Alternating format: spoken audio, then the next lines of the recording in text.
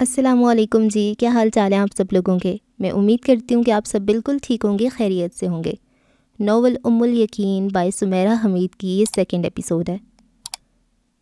Science نے اتنی ترقی کر لی ہے، لیکن پھر بھی سائنس زندگی کی زندگی پر قادر نہیں۔ یہ درد سے نجات دے سکتی ہے، مردے کو زندگی نہیں۔ اس دنیا کی ساری ترقی یہ تو بس سہولت ہے، آسائش ہے، دھوکہ ہے۔ اس کا بچپن سے لے کر اب تک کا سارا میڈیکل ریکارڈ دھرا کا دھرا رہ گیا تھا۔ سال میں 2 بار چیک اپ کروانے پر بھی اس بیماری نے اپنا پتہ نہیں دیا تھا۔ ان کے گھر میں کوک کے ساتھ ایک نیوٹریشن تھی، وہ کچے پکے ہر فوڈ کی جانچ پڑتال کرتی تھی، پھر وہ تینوں وہ کھانا کھاتے تھے اور ان تینوں کو ان کی عمر جسمانی ساخت کے مطابق کھانا دیتی تھی۔ وہ صرف آرگینک فوڈ کھاتے تھے جو آرگینک فارم ہاؤسز سے سیدھا ان کے گھر آتا تھا۔ انہوں نے صحت کے معاملے میں کبھی کوئی سمجھوتا نہیں کیا تھا۔ ماما پاپا دونوں اتنے فٹ اور ینگ تھے کہ وہ اسکول جانے والے بچوں کے ماں باپ تو لگتے تھے، لیکن 22 سال کی لڑکی کے نہیں۔ خود وہ بیوٹی فریک تھی، اپنی خوبصورت سکن کے لیے وہ جنک فوڈ اور مصنوعی ڈرنک سے دور رہتی تھی۔ جم، سپورٹس، یوگا، سوئمنگ، جسم کو فٹ رکھنے والی ہر طرح کی ہر ایکٹیویٹی اس کی زندگی کا حصہ رہی تھی۔ پھر یہ بیماری اسے کیوں ہوئی؟ کیسے ہوئی؟ اس نے علاج کروانے سے انکار کر دیا تھا۔ ماما پاپا کے ساتھ گھر آتے ہوئے، کھڑکی سے باہر کی دنیا دیکھتے ہوئے اس نے دنیا کو خود سے جدا ہوتے ہوئے دیکھا۔ وہ اب اس دنیا کا حصہ نہیں رہی تھی۔ یہ دنیا سب کی ہے، لیکن اس کی نہیں ہے۔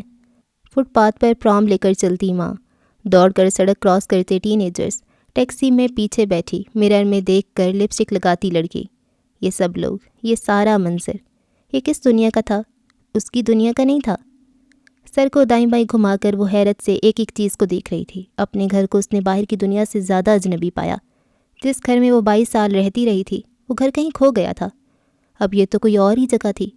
ڈرائیو وے میں کھڑے ہو کر اس نے اپنے عالی شان گھر کو اس کی بلندی تک دیکھا، دور اوپر تک۔ سورج کی روشنی شیشے کی دیواروں پر چمک چھوڑ رہی تھی، کرنوں سے اس کی آنکھیں چندھیا رہی تھیں۔ اطراف بچھا سبزہ کتنا بے رنگ تھا، کیسا عجیب رنگ تھا۔ سبز، یہ بھی کوئی رنگ ہے؟ اداس اور غمگین۔ ماما نے اس کا ہاتھ پکڑ کر متوجہ کیا تو اس نے حیران ہو کر اس عورت کو بھی دیکھا۔ ساری دنیا کی طرح اسے وہ دونوں بھی خود سے الگ لگے، اجنبی اور بے رحم۔ وہ دونوں تو زندہ رہنے والے تھے، لیکن وہ اکیلی مر جانے والی تھی۔ ساری دنیا آباد رہے گی، اس کی زندگی موت سے ہمکنار ہو جائے گی۔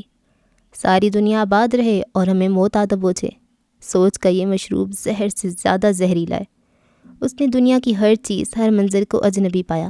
اس نے اپنے سوا دنیا کی ہر شے کو ضروری اور متحرک پایا۔ جب مجھے معلوم ہوا کہ مجھے کینسر ہے تو میں نے زندگی سے بڑھ کر کسی شے کو قیمتی نہیں پایا۔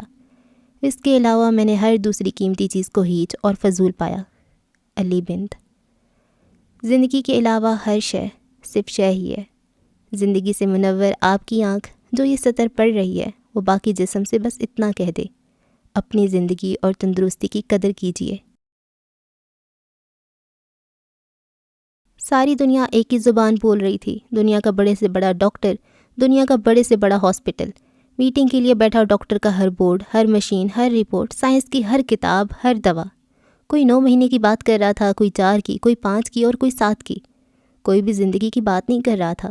وہ سب سائنس، تھیری، فیکٹس کی زبان میں بات کر رہے تھے۔ وہ اپنی زبان کیسے بدل لیتے؟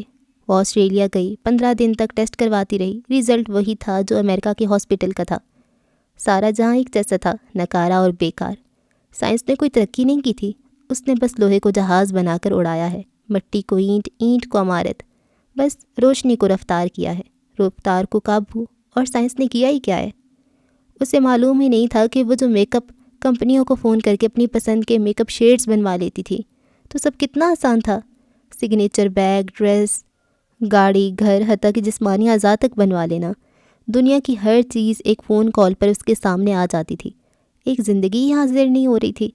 کتنا آسان تھا ہر چیز کو اپنے لیے خاص کر لینا۔ اس کی کوئی ایک بھی خواہش ایسی نہیں تھی جس کی تکمیل سائنس نہ کر سکتی ہو۔ پھر سائنس، یہ اس کی زندگی کو موت کے منہ میں جانے سے روک کیوں نہیں پا رہی تھی؟ اس کی فرینڈز اور یونیورسٹی سرکل میں یہ خبر جنگل کی آگ کی طرح پھیلی تھی۔ پیغامات کا ڈھیر لگ گیا تھا۔ وہ تینوں فارم ہاؤس شفٹ ہو چکے تھے، فون وہ بند کر چکی تھی۔ یہ وہی فون تھا جو ہر وقت اس کی 10 انگلیوں کے درمیان رہا کرتا تھا۔ اس نے جب سے ہوش سنبھالا تھا، فون کو خود سے جدا نہیں کیا تھا۔ اب یہ فون پچھلے 15 دنوں سے بند تھا۔ انسٹاگرام پہ کوئی سٹوری شیئر نہیں کی گئی تھی۔ اس کے کروڑوں فینس پریشان تھے کہ وہ کہاں غائب ہے۔ لاکھوں لائکر، ہزاروں کمنٹر فکر مند تھے کہ وہ اتنی خاموش کیوں ہے۔ مشہور بلاگر نے تک اس کی غیر موجودگی کا نوٹس لیا تھا۔ ویکلی میگزین میں اس کی گمشدگی کی نیوز آئی تھی۔ کچھ فنی میمز بنے، بہت سی افواہیں اڑیں، بہت کچھ ہوا۔ نہیں ہوا تو زندگی کا ہی کچھ نہیں ہوا۔ موت کے وقت کوئی نہیں ٹالا گیا۔ ایک لمحہ لگا تھا اور ہر چیز بے معنی ہو گئی تھی۔ کروڑوں فینس، لاکھوں کامنٹس، ٹرینڈنگ پوسٹ، اس کی نیوز میکر حرکتیں، ٹرینڈ سیٹنگ فیشن، ان سب کی حیثیت ایک لمحہ تھی تو اس نے اب تک کی اپنی زندگی ان پر ضائع کیوں کر دی تھی؟ ان سب کی قیمت کوئی قیمت نہیں تھی تو اس نے اپنی زندگی کا قیمتی وقت قیمت میں کیوں ادا کیا تھا؟ جھیل کے پانی میں پاؤں ڈبو کر بیٹھے ہوئے وہ پانی میں تیرنے والے جانوروں کو دیکھ رہی تھی۔ اسے یاد نہیں آ رہا تھا کہ اس جانور کا کیا نام ہے۔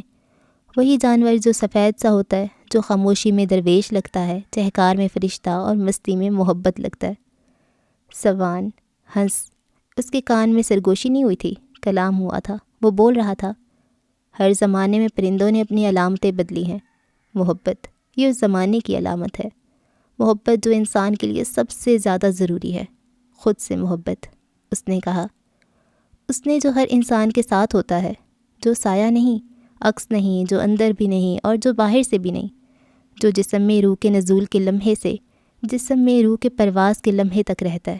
فرشتہ، جس کے الفاظ احساس کی طرح اس کے دل پر اترے تھے، جیسے ہوا جو جسم کو چھوتی ہے، جیسے روشنی جو بس موجود ہوتی ہے، جیسے الہام جو بہت قریب رہتے ہیں اور بغیر لفظوں کے کلام کرتے ہیں۔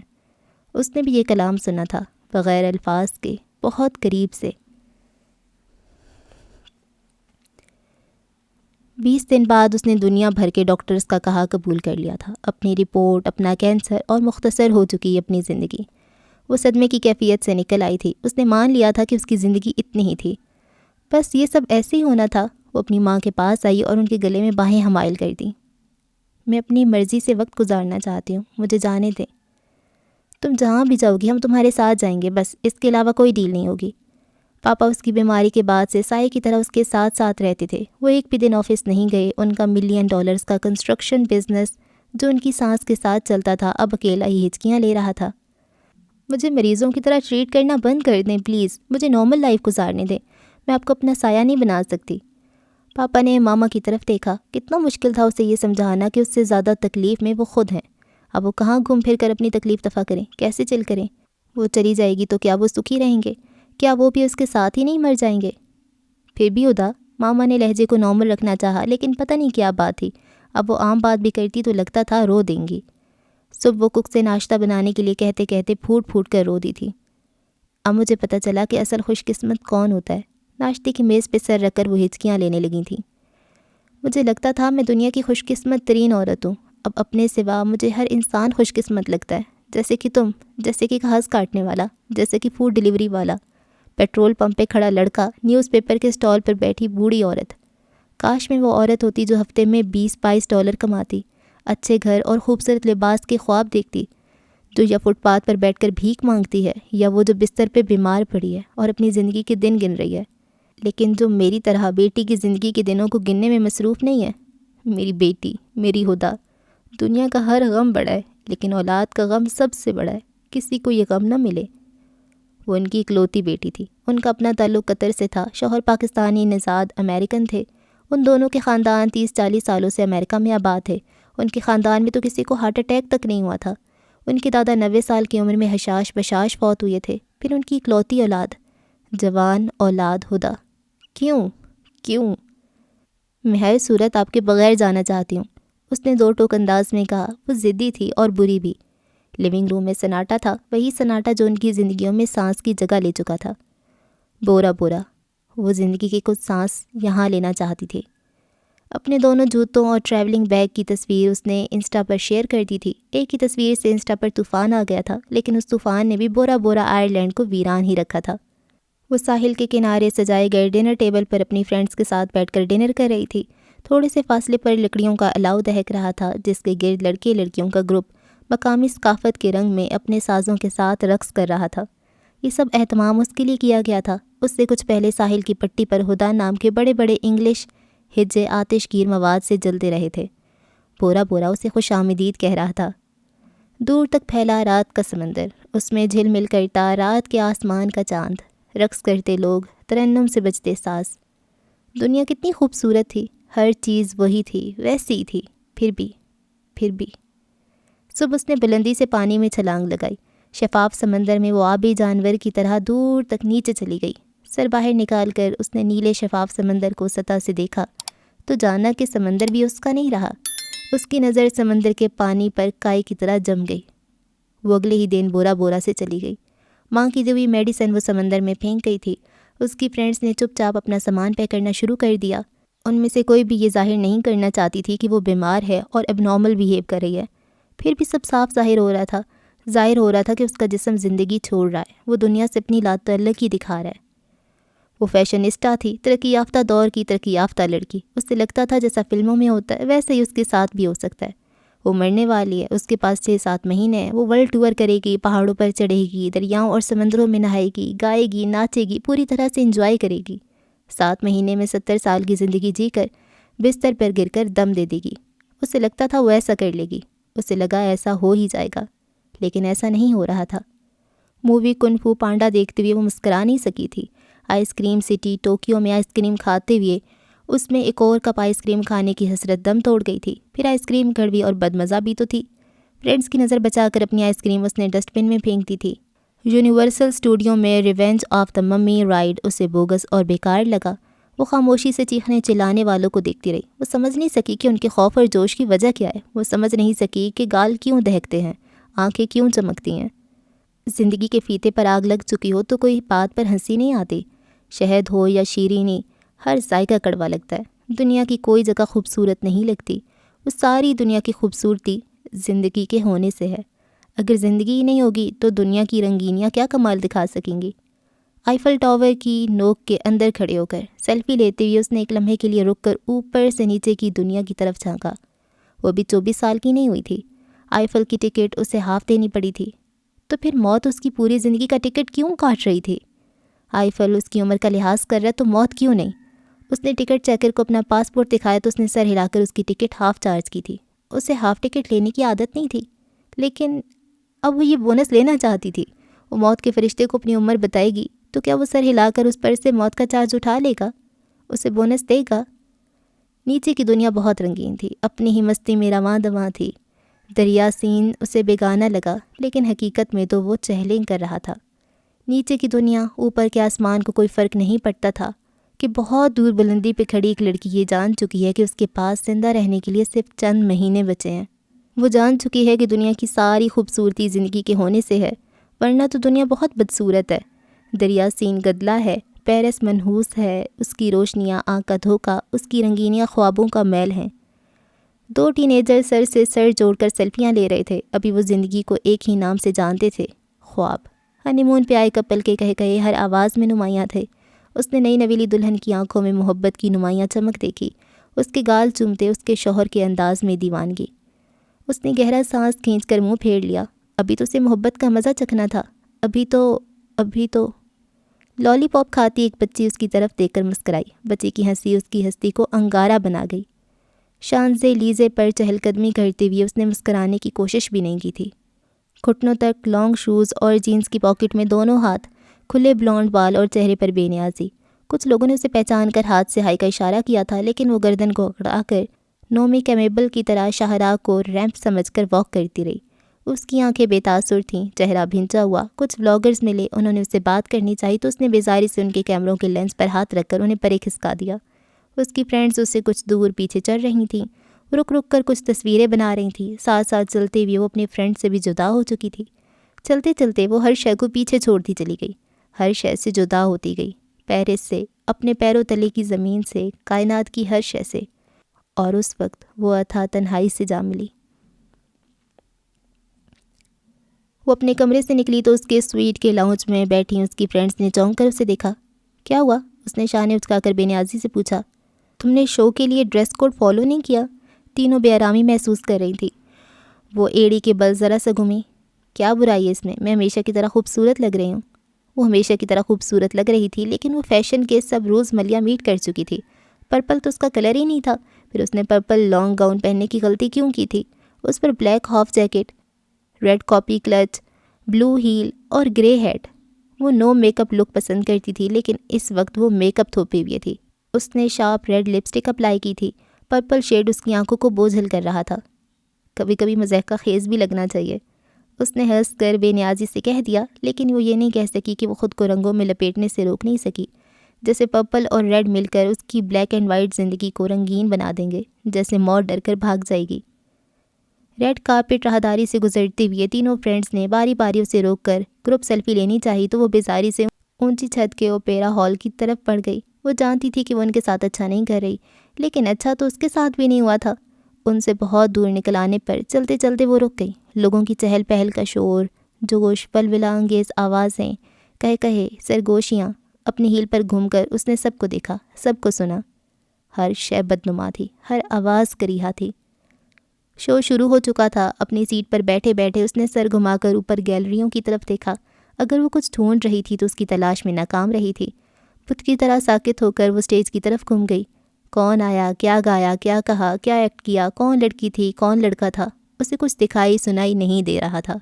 ہر آواز بھن بھناہٹ تھی، ہر ادا نقلی تھی، ہر شے ارزاں تھی۔ لیکن جب ہیروئن نے ہیرو کی موت کا ماتم منانا شروع کیا تو بت بن کر بیٹھے اس کے مجسمے میں جنبش ہوئی۔ ایک ضرب پڑی۔ اس نے اسٹیج کی طرف غور سے دیکھنا شروع کیا۔ وہ دیکھ رہی تھی، وہ سن رہی تھی۔ سامنے اسٹیج پر وہ خود کھڑی تھی، وہ اپنی ہی موت کا گیت گا رہی تھی۔ اس کی آنکھوں سے 2 آنسو نکل آئے، پھر یہ آنسو رکے نہیں، لگاتار بہتے رہے۔ اس نے ٹیشو نکالنا چاہا تو کپکپاہٹ کی شدت نے اس کے ہاتھ سے پاؤچ گرا دیا۔ تھوڑا شور ہوا۔ اس کے پیچھے نشست پہ بیٹھے چند لوگوں نے پہلو بدلا۔ اس نے جھک کر لباس کا کونا اٹھایا اور اپنی آنکھوں پہ رگڑا۔ آنکھ میں لگا گہرا کاجل، آنکھ پہ سجا گہرا شیڈ، اس کے گالوں پر پانی کے ساتھ کتنی ہی تصویریں بنا گیا۔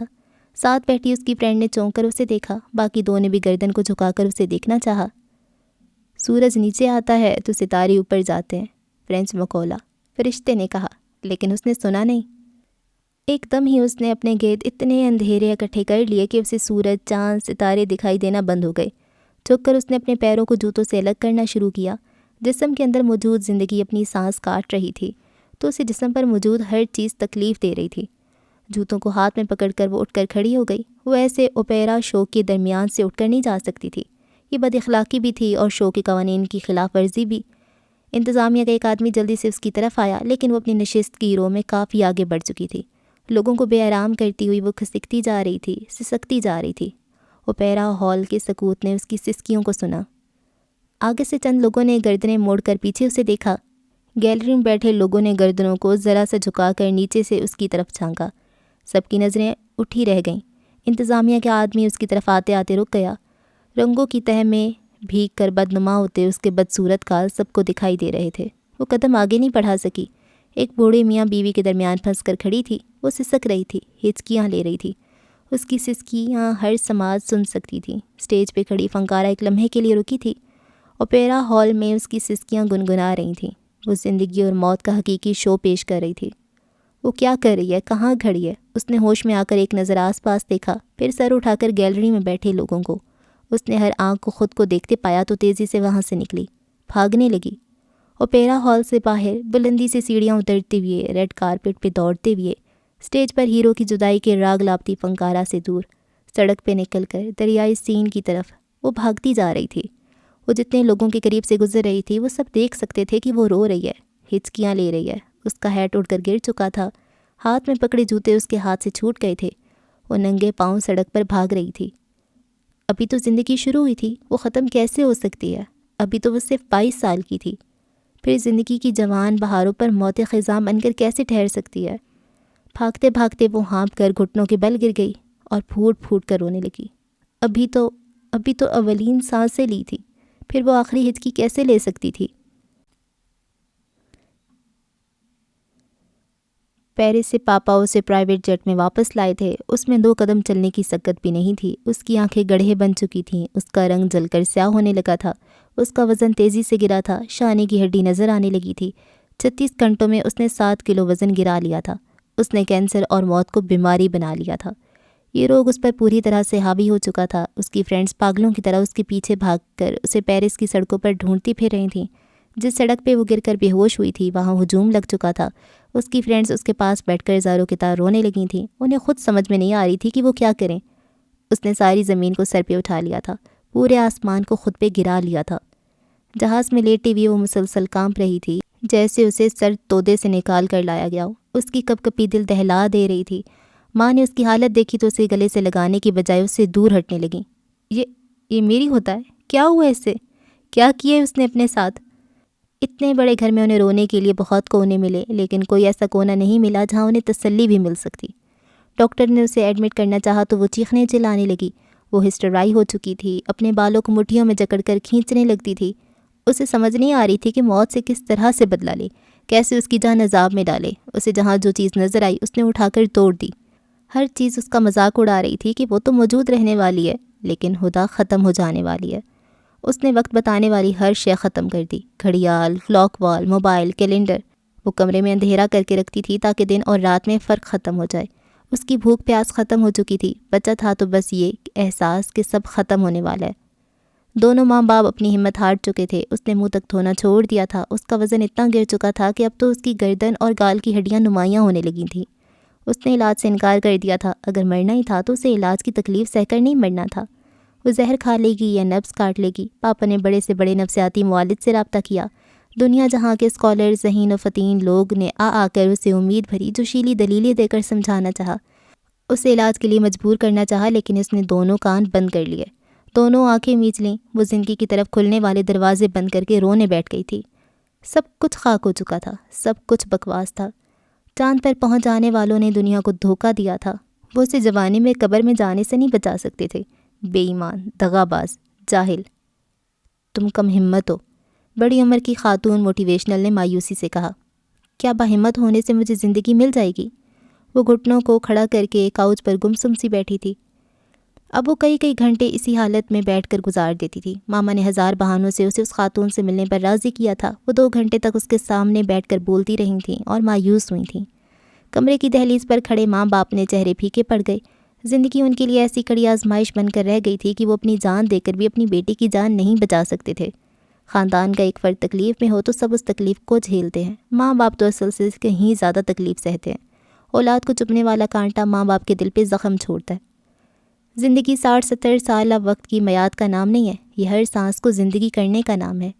اس نے اپنے شانے پر کسی کے ہاتھ کا لمس محسوس کیا۔ لمس نیا تھا اور خوشگن بھی۔ اس کی آنکھ کھلی، وہ کاؤچ پر ہی سو چکی تھی۔ ایک بچی اس کے سرہانے کھڑی تھی۔ کمرے کی چھت تک بلند شیشے کی دیواریں صبح کا سورج دکھا رہی تھیں۔ سبزے کی کتاد پر کچھ اجنبی پرندے اچھل کود کر رہے تھے۔ گھاس سبز تھی جو اس سے پہلے کبھی نہیں رہی تھی۔ ہیلو، بچی نے اس کے شانے پر ہاتھ کا دباؤ ڈالا۔ ہاتھ میں پکڑا پھولوں کا گلدستہ اس کی طرف بڑھا دیا۔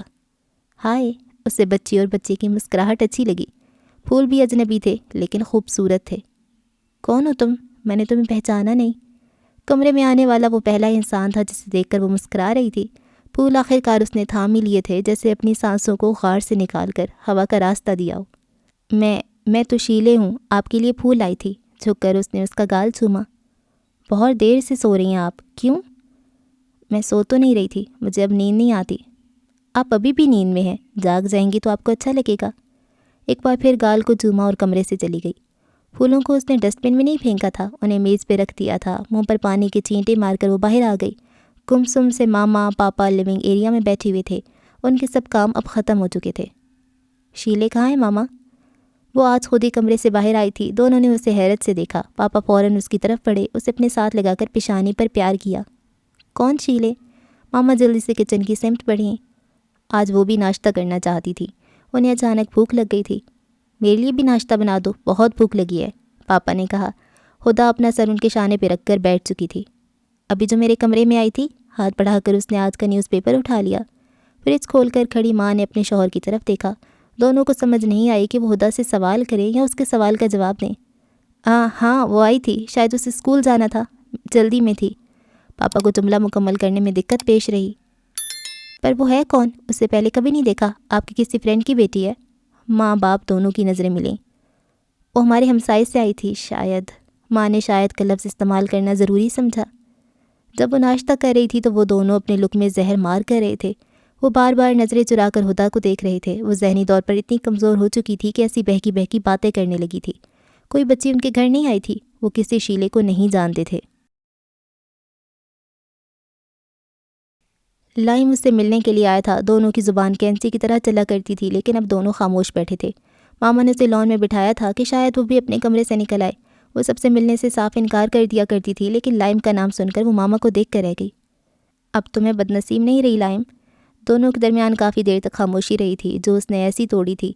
اس کی دھنسی ہوئی آنکھیں آپ دیدہ ہو چکی تھیں، وہ رونا سیکھ چکی تھی اور آنکھیں پونچھنا بھی۔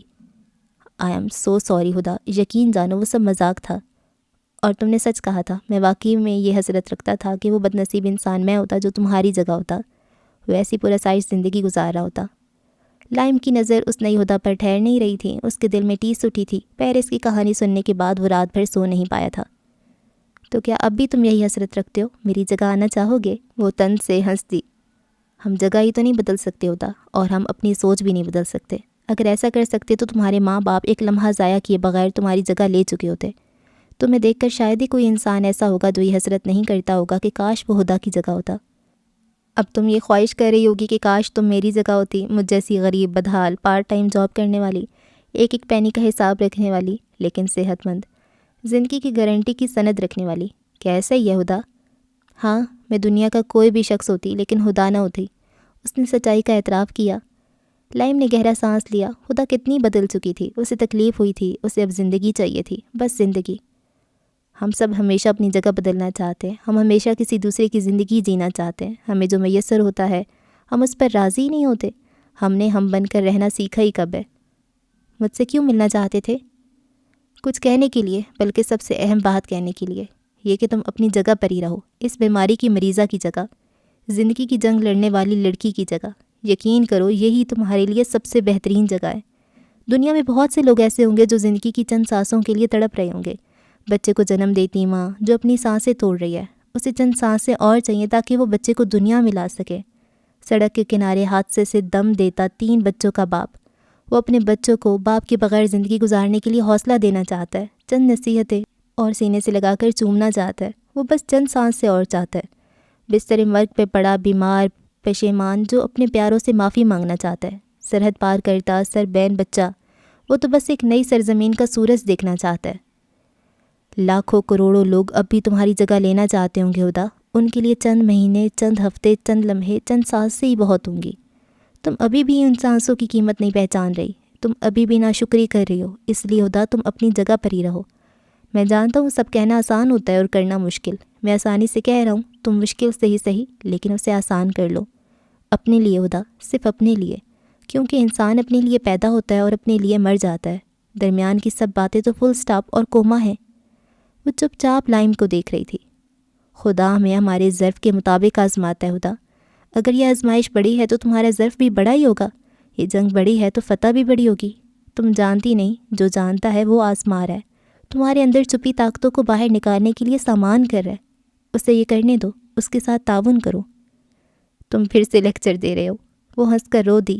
پھر سے ہر انسان مشقت اٹھاتا ہے ہدا، پہلے تم نے دولت کی آسائشوں کی مشقت اٹھائی، ہنس کر اٹھائی ہے، اب یہ تکلیف کی مشقت اٹھانے کی کوشش تو کر کے دیکھو، اپنے لیے ہدا، صرف اپنے لیے۔ لائم چلا گیا، وہ اسے ایک آخری بار ہاسپٹل جانے پر راضی کر گیا تھا۔ وہ ہاسپٹل آ گئی تھی، 2 گھنٹے کی میٹنگ، 10 ڈاکٹروں کا بورڈ، اس کی سب رپورٹس، ان کی امید بھری باتیں، وہ بے نیازی سے اپنے ناخن چباتی رہی تھی۔ اس کا چہرہ بے تاثر تھا۔ جب وہ بول بول کر تھک گئے تو اس نے سب کی طرف دیکھ کر سرد موری سے پوچھا، میں نے سب باتیں سن لی، سمجھ لی، اب بس ایک سوال کا جواب دے دے، کیا میں زندہ رہوں گی؟ ہمیشہ تو کوئی بھی زندہ نہیں رہے گا، ہیڈ ڈاکٹر نے کہا۔ کیا میں کم سے کم 40-50 سال اور زندہ رہوں گی؟ میں 40-50 سیکنڈز بعد زندہ رہوں گا یا نہیں، میں یہ بھی نہیں جانتا، لیکن میں جانتی ہوں آپ 40-50 سال بھی زندہ رہیں گے، کیونکہ آپ اس کرسی پر نہیں بیٹھے جس پر میں بیٹھی ہوں۔ وہ کرسی الٹ کر کھڑی ہو گئی۔ میں حقیقت تسلیم کر چکی ہوں، آپ سب بھی کر لیں اور مجھے بیہودہ خوابوں کی بھول بھلائیوں میں بھٹکانا بند کر دیں، میں آپ کو خود کو دھوکہ دینے نہیں دوں گی۔ وہ میٹنگ روم سے باہر آ گئی۔ جو ارادہ باندھ کر آئی تھی وہ ڈاکٹر کا مکر دیکھ کر توڑ دیا تھا۔ سب الو کے پٹھے جھوٹ بولتے ہیں، ورنہ اس کا سالانہ چیک اپ ہی کوئی ہنٹ دے دیتا۔ ایک دم سے کیسے اس کی زندگی 7 مہینے کی سٹیج پر پہنچ گئی؟ دنیا کو پاگل بناتے بیکار مشینری، ناکارہ ٹیسٹ اور جاہل ڈاکٹر۔ ہاں، اس کی چال میں تندی تھی۔ وہ راہداری عبور کر رہی تھی کہ اسے ٹیرس پر کھڑی بچی پر شیلے کے ہونے کا گمان ہوا۔ تیز تیز اٹھتے اس کے قدم تھم گئے۔ وہ شیلے نہیں ہو سکتی، یہ دیکھنے کے لیے وہ اس کی سمت پڑ گئی۔ وہ شیلے ہی تھی، آج بھی اس کے ہاتھ میں پھول دے۔ شیلے، تم یہاں کیا کر رہی ہو؟ سر کو اس کی سمت جھکا کر کہا، پھر گھٹنوں پر بیٹھ کر اس کے شانے پر ہاتھ رکھ دیے۔ جواب دینے کے بجائے اس نے پھول کی سمت بڑھا دیے۔ آپ کا انتظار کر رہی تھی۔ تمہیں کیسے پتہ چلا کہ میں یہاں آئی ہوں؟ اس نے اس کے گالوں پر پیار کیا۔ ماما نے ہنس کر اس نے اپنا رخ آسمان کی رخ پھیر لیا اور ہاتھ اٹھا کر اشارہ کیا۔ مجھے آسمان بہت پسند ہے، اور آپ کو؟ مجھے اب کچھ بھی پسند نہیں رہا۔ شیلے نے ہاتھ بڑھا کر اس کا ہاتھ پکڑ لیا اور اسے اپنے ہاتھ کی طرح آسمان کی سمت بلند کر دیا۔ جو زمین پر نہیں ہو سکتا وہ آسمان سے ہوتا ہے، ضرور ہوتا ہے، اس لیے مجھے آسمان پسند ہے۔ اس کا جسم مجسمہ ہوا۔ اس نے ایک نظر آسمان اور ایک نظر شیلے کو دیکھا۔ رونا اچھا ہوتا ہے، لیکن یہ طے کر لے کہ رونے کے بعد ہنسنا بھی ہوگا۔ اپنے ننھے ہاتھوں سے اس کے بھیگے گال صاف کرنے لگی تھی۔ وہ ایک دم سے ہنسی۔ تم بہت اچھی بچی ہو۔ آپ بہت اچھی انسان ہیں، یہ یقین رکھیں، باقی سب بھول جائیں، اپنے دل کو جگائیں۔ دل کو جگا کر کیا کروں؟ اسے یہ امید ہے کہ زندگی کی کہانی میں موت تو ہمیشہ سے شامل رہی ہے، پھر وہ اتنا سہما ہوا کیوں ہے؟ اتنی سی بچی سے یہ بات سن کر وہ دنگ رہ گئی۔ تمہیں موت کی باتیں نہیں کرنی چاہیے۔ ہر زندہ شے کو موت کی بات کر لینی چاہیے، ایک ایسے ساتھی کی طرح جس سے کبھی کبھی لڑنا بھی پڑ سکتا ہے۔ تم لڑی ہو کبھی؟ شیلے ہنستی جھک کر اس کے گال پر پیار کیا۔ چھپی ہوئی چیزوں سے خوف آتا ہے، ظاہری چیزیں بے ضرر لگتی ہیں، موت اب میرے لیے بے ضرر ہے، میں نے اسے چھپا ہوا دیکھ لیا ہے، کہہ کر شیلے چلی گئی۔ وہ اسے دیکھتی رہ گئی۔ شیلے کے دیے پھول کمرے میں میز پر رکھے ہیں، ان پھولوں پر آسمان کے چراغ کا سایہ پڑ رہا ہے۔ صبح اٹھتے ہی وہ شیلے سے ملنے کے لیے ہاسپٹل جانے کی تیاری کرنے لگی تھی۔ اس نے ماما پاپا کے ساتھ ناشتہ بھی کیا تھا، باپ کے گال پر پیار کر کے انہیں آفس جانے کے لیے کہا تھا، اپنے لباس پر توجہ دی تھی، اچھی طرح سے منہ دھو کر ماما کی ڈریسنگ کے سامنے کھڑے ہو کر لپ گلوز لگایا اور پرفیوم سپرے کیا۔ وہ شیلے سے اچھی حالت میں ملنا چاہتی تھی۔ راستے میں اس نے اس کے لیے پھول اور چاکلیٹس لی تھی، ایک چھوٹا سا بیئر بھی لیا تھا۔ مجھے شیلے سے ملنا ہے، وہ یہاں کسی وارڈ میں ایڈمٹ ہے۔ کمپیوٹر پہ شیلے کا نام ٹائپ کرتے ریسیپشنسٹ کے ہاتھ رک گئے، جیسے اسے ایک دم سے کچھ یاد آیا۔ اس نے سر اٹھا کر ہدا کو دیکھا، اسے کمپوز ہونے میں کچھ وقت لگا۔ شیلے 9-10 سال کی بچی؟ وہ پوچھ رہی تھی، کنفرم کر رہی تھی۔ اس نے سر ہلا دیا۔ میرے ساتھ آئیں۔ وہ اٹھ کر کھڑی ہو گئی۔ وہ سینئر ڈاکٹر کے آفس کی طرف جا رہی تھی۔ شیلے تمہیں کہاں ملی تھی ہدا، اور کب؟ لیڈی ڈاکٹر ریسیپشنسٹ کی نسبت کم حیران ہوئی تھی۔ ہدا نے چیئر پر بے چینی سے پہلو بدلا، اسے کچھ عجیب لگ رہا تھا۔ پہلی بار وہ مجھے گھر ملنے آئی تھی، پھر وہ مجھے اس ہاسپٹل کے کوریڈور میں ملی تھی۔ اس نے بتایا وہ بھی بیمار ہے، یہیں ایڈمٹ ہے۔ وہ ٹھیک تو ہے ڈاکٹر؟ اسے کچھ… وہ گھبرا گئی، زبان اٹکنے لگی تھی۔ وہ ٹھیک ہی ہوگی جہاں بھی ہوگی، انفیکٹ وہ یہاں 18 سال پہلے آئی تھی۔ وہ بے ساختہ ہنستی۔ ڈاکٹر اس کی عمر 9-10 سال ہے، آپ کے پاس وہ 18 سال پہلے کیسے آ سکتی ہے؟ یہ سچ ہے ہدا، یہاں کے ریکارڈ کے مطابق وہ یہاں 18 سال پہلے آئی تھی۔ وہ یتیم خانے میں رہتی تھی، فیملی کے نام پر اس کے آگے پیچھے کوئی نہیں تھا۔ 6 سال تک اس کا علاج چلتا رہا، کچھ NGOs نے مل کر اس کا علاج کروایا تھا۔ 6 سال؟ اسے جھرجھری آ گئی، آواز حلق میں دم توڑنے لگی۔ کیا ہوا تھا اسے؟ Bone cancer. Bone cancer? اس کی آواز کپ کپ آ گئی۔ اور پھر وہ ٹھیک ہو گئی تھی؟ اس کے حلق میں سانس اٹک گئی تھی۔ وہ ٹھیک ہو چکی تھی، اسے ڈسچارج کر دیا گیا تھا۔ یہاں علاج کے لیے آنے والے اکثر مریض ہم سے شیلے کے بارے میں پوچھتے ہیں۔ وہ کہتے ہیں وہ انہیں پھول دیتی ہے، ان کا کہنا ہے اس کے دیے پھول بہت خوبصورت ہوتے ہیں، جب وہ مسکراتی ہے تو ان کے دل ہلکے پھلکے ہو جاتے ہیں۔ ہاں ایسے ہی ہوتا ہے۔ وہ حیران ڈاکٹر کی شکل دیکھ رہی تھی، اسے کچھ سمجھ نہیں آئی کہ وہ کیا کہے، کیا پوچھے۔ اس کا مطلب اس وقت شیلے کی عمر کم سے کم 27-28 سال ہوگی۔ پھر تو وہ جس ایج میں وہ تمہیں ملی ہے، اس عمر میں وہ بہت زیادہ تکلیف سے گزری تھی۔ 8, 9 اور 10 سال کی عمر میں ایک نارمل صحت مند اور طاقتور انسان تکلیف کی جس شدت کو برداشت کر سکتا ہے، وہ اس سے 3 گنا زیادہ تکلیف برداشت کر رہی تھی۔ پھر بھی وہ مسکراتی رہتی تھی، وہ کبھی روئی بھی نہیں تھی۔ سینئر ڈاکٹرز آج بھی اس کی ہمت و حوصلے کی کہانیاں بیان کرتے ہیں۔ شاید خدا کو اس کی یہی بہادری پسند آ گئی کہ اسے امید کا استعارہ بنا دیا۔ اس کے ہاتھ میں پھول دے دیے اور چہرے پہ مسکراہٹ۔ اس کا سر گھوم رہا تھا، اسے کوئی بات سمجھ میں نہیں آ رہی تھی۔ ینگ شیلے اس وقت کہاں ہے؟ وہ مشکل سے یہ سوال پوچھ سکی تھی۔ میں نے کہا نا ہدا، وہ ایک یتیم خانے سے تھی۔ چند اور لوگوں کے کہنے پر اس یتیم خانے سے رابطہ کیا گیا تھا، لیکن ان کا کہنا تھا کہ بالغ ہونے پر وہ ملک چھوڑ کر چلی گئی تھی۔ کہاں یہ کوئی نہیں جانتا۔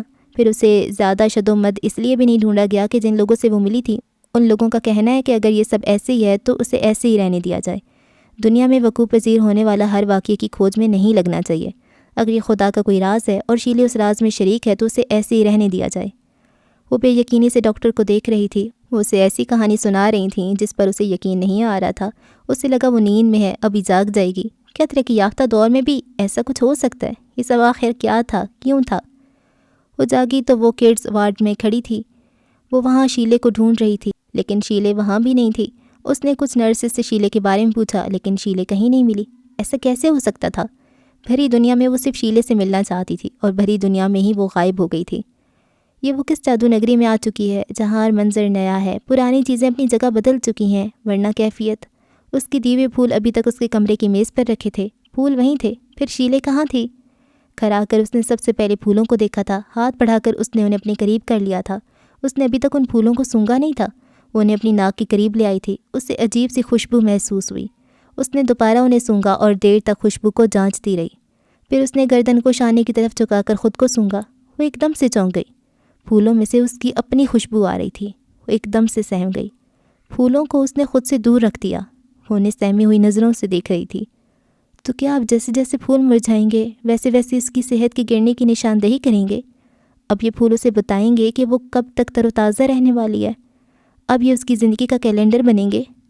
اس کا سر گھوم رہا تھا۔ مجھے آسمان پسند ہے، اس کی آواز اس کے کانوں میں گونج رہی تھی۔ جو زمین پر نہیں ہو سکتا وہ آسمان سے ہوتا ہے۔ جھپٹ کر اس نے پھول اٹھائے۔ اپنی زندگی کے دنوں کی طرح اس نے انہیں گننا چاہا، لیکن وہ انہیں گن نہیں سکی۔ لگا وہ 6 ہیں، پھر لگا 6 سے تو بہت زیادہ ہیں۔ اس کی آنکھیں بار بار دھندلا رہی تھیں۔ انہیں انگلی سے الگ الگ کرنے کے باوجود گن نہیں پا رہی تھی۔ وہ کانپ رہی تھی، وہ رو دینے کو ہو چکی تھی۔ یہ سب اس کے ساتھ کیا ہو رہا تھا؟ اس نے وقت بتانے والی ہر شے ختم کر دی تھی، خود کو گنتی بھلا دی تھی۔ پھر یہ پھول، یہ اس کی زندگی کی گھڑی بن کر کیوں آ گئے تھے؟ اسے یہ سزا کیوں دی جا رہی تھی؟ بیک وقت دکھی اور پاگل، ٹوٹی ہوئی اور غم زدہ، تنہا اور اکیلی، وہ پھوٹ پھوٹ کر رونے لگی۔ کتنی ہی دیر تک روتی رہی، اتنی دیر تک کہ دن جو روشن تھا وہ مدھم ہوتے ہوتے رات کی روشنی میں ڈوبنے لگا۔ آسمان پہ کوئی ستارہ تو ظاہر نہیں ہوا تھا، لیکن ایک ستارہ تھا جو اس کے قریب ہی، بس قریب ہی روشن ہو جانے کو تھا۔ میز پہ رکھے کرسٹل کے گلاس نما گلدان کو اس نے کچھ دیر تک گھورا، ہتھیلی سے اپنے آنسو پونچھے اور بڑھ کر گلدان اٹھا لیا، اور پوری شدت سے، ساری نفرت سے، کامل بے یقینی سے، مکمل بے ایمان ہو جانے سے شیشے کی چھت تک اٹھی دیوار پر دے مارا۔ دور خاموش پڑی جھیل اور آب، کنارے خاموشے پڑے سوان اور ان کی آواز، اس سے آگے درخت کے جھنڈ، اور جھنڈ سے آگے کائنات۔ شیشے کی دیوار کے ٹوٹنے کی آواز ہر شے نے سنی۔ کائنات کی سماعت، وہ منتظر تھی، کائنات کی زبان تیار تھی۔ شیشے کے ٹکڑے تیز آندھی کی طرح پیچھے کی سمت ٹوٹے، لیکن ان کے ذروں کی زمین پر گرنے سے کچھ پہلے، اتنی پہلے کہ انسان پل کے گرائے اور اٹھا بھی لے، اس سے بھی کم وقت میں، روشنی کی سمت سے سب کچھ کر گزرنے والے آسمان کی بلندی سے وہ آیا۔ وہ اندھیرے میں اندھیرا بن کر آئے بھی تو روشنی ہوتا ہے۔ سب تعریفیں اللہ کے لیے جس نے تمہیں انسان پیدا کیا اور مجھے تمہارا نگران فرشتہ، اس نے کہا۔ اس کی ایسی زبردست موجودگی پر وہ اسے دیکھے بغیر نہیں رہ سکی، صرف اسے۔ اچھا جی، تو یہ کچھ ایسا ناول ہے کہ یہ مجھے سمجھ نہیں آ رہا میں اس کو کیسے ڈسکرائب کروں، لیکن کچھ سمجھ نہیں آ رہا یہ ہو کیا رہا ہے۔ یہ بیمار ہے اور اس کو شیلے نظر آتی ہے۔ شیلے وہ بچی ہے جو کہ 18 سال پہلے اس ہاسپٹل سے ڈسچارج کر دی گئی تھی، اور اب وہ اس کو پھول دیتی ہے، اور پھولوں سے اس کو اپنی خوشبو آتی ہے۔ پھول 6 ہیں یا بہت زیادہ، اسے کچھ سمجھ نہیں آ رہی۔ اور فرشتہ آتا ہے، اس سے کیا کہتا ہے، لائم اس سے جو باتیں کرتا ہے۔ یہ بہت گہری باتیں ہیں، کچھ سمجھ آ رہی ہیں، لیکن جیسے جیسے آگے بڑھیں گے تو زیادہ اچھے سے سمجھ میں آ جائیں گی۔ مجھے تو بہت اچھا لگ رہا ہے، مطلب ایک زندگی کی قدر آ گئی ہے یار، جس کی بالکل قدر نہیں کرتے، بالکل بھی قدر نہیں کرتے۔ ہم ہر چیز کی قدر کرتے ہیں، اپنے لیپ ٹاپ، موبائل، اپنی جیولری، اپنے کپڑوں تک کی اتنی قدر کرتے ہیں، ان کا اتنا خیال رکھتے ہیں۔ اور زندگی جو سب سے زیادہ قیمتی ہے، اس پہ تو ہم شکر ہی نہیں کرتے۔ کچھ ہو جائے تو رونے دھونے لگ جاتے ہیں، یہ ہمارے ساتھ کیا ہو گیا، لیکن یہ شکر نہیں کرتے کہ ہم بالکل صحت مند ہیں۔ چیزیں تو دوبارہ آ جائیں گی، لیکن زندگی دوبارہ نہیں آتی۔ اس کی قدر تو وہی بتا سکتا ہے جس کو ایک ٹائم لیمٹ دی جائے کہ آپ کے پاس بس اتنے ہی دن رہ گئے ہیں۔ چلیں نیکسٹ ویڈیو میں ملاقات ہوگی نیکسٹ ایپیسوڈ میں، تب تک کے لیے دعا میں یاد رکھیں۔ اللہ حافظ۔